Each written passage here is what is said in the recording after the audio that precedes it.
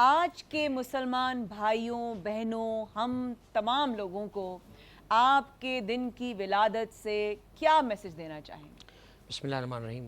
دیکھیے امام حسن اسلام کی سیرت کا پیغام تو یہ ہے کہ کنز العمال کی حدیث ہے السخاء خلق اللہ الاعظم۔ سخا جو ہے، سخاوت کرنا جو ہے اللہ کا ایک بہت بڑا اخلاقی صفت ہے۔ سبحان اللہ۔ تو ہمیں چاہیے کہ ہم اپنے آپ کو سخاوت سے مزین کریں، سخی بنیں۔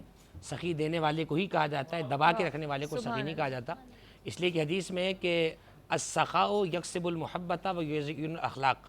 سخا کرنا جو ہے آپ کو محبت کمانے پہ مائل کرتا ہے، آپ لوگوں سے محبت کماتے ہیں اور آپ کے اخلاق کو سجانے میں مدد کرتا ہے۔ سبحان اللہ۔ ایک حدیث میں آیا کہ کثرت السخاء تکثر الاولیاء و تسلسلہ الاعداء۔ کثرت سے سخاوت کرنا دوستوں کو بڑھاتا ہے۔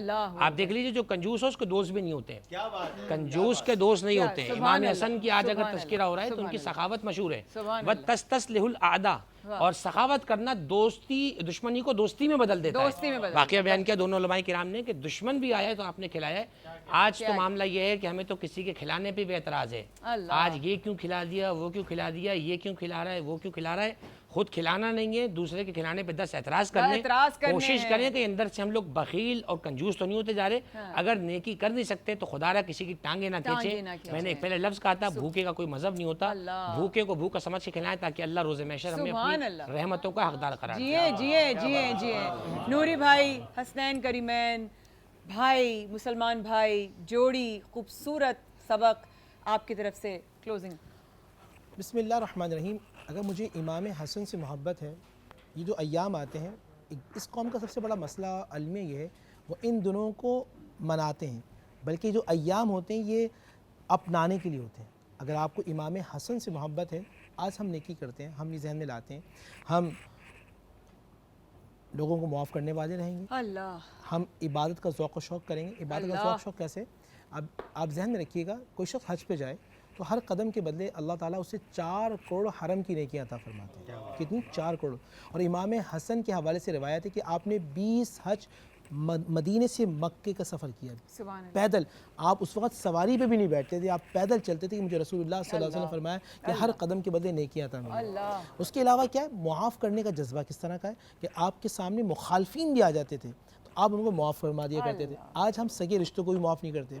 پھر قرض کے حوالے سے بہت بڑا المیہ ہے کہ جو قرض دار ہوتا ہے اس کو ہم دبانے کی کوشش کرتے ہیں، زمانے میں ذلیل کرتے ہیں۔ آپ جب آخر 6 ایام جو 6 مہینے ہیں جو آپ کو خلافت ملی اور راشدہ کے اندر آپ شامل ہیں، آپ 5ویں مسلمانوں کے خلیفہ ہیں، یہ ذہن میں رکھیے گا۔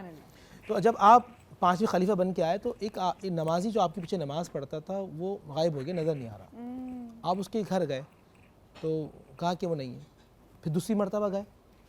آپ اندازہ کیجئے کہ زمانے کا امام وقت، امیر المومنین، مسلمانوں کا بادشاہ ایک عام مسلمان کے گھر جا رہا ہے۔ تیسری مرتبہ گیا تو اندر سے آواز آئی کہ اس امام حسن آئے، ان سے کہہ دینا کہ میں گھر پہ نہیں ہوں۔ آپ نے فرمایا وہ گھر کے اندر موجود ہے، وہ اندر آ رہا ہے، باہر آیا۔ کہا تم کیوں نہیں آتے؟ وہ رو پڑا، کہنے لگا حسن سید صاحب مسئلہ یہ ہے کہ میں آپ کا قرض دار ہوں، اب تو آپ بادشاہ بن چکے ہیں، اگر آپ نے مجھ سے مانگ لیا تو پھر میری کیا کیفیت ہوگی؟ امام حسن گھر تشریف لائے، سجدے میں روئے زاروں قطار کہ اللہ تو نے مجھے تو سخی خاندان سے رکھا ہے، یہ کیسے ہوگی؟ میرے دل سے یہ بات نکل گئی کہ اس نے قرض لیا ہوا تھا۔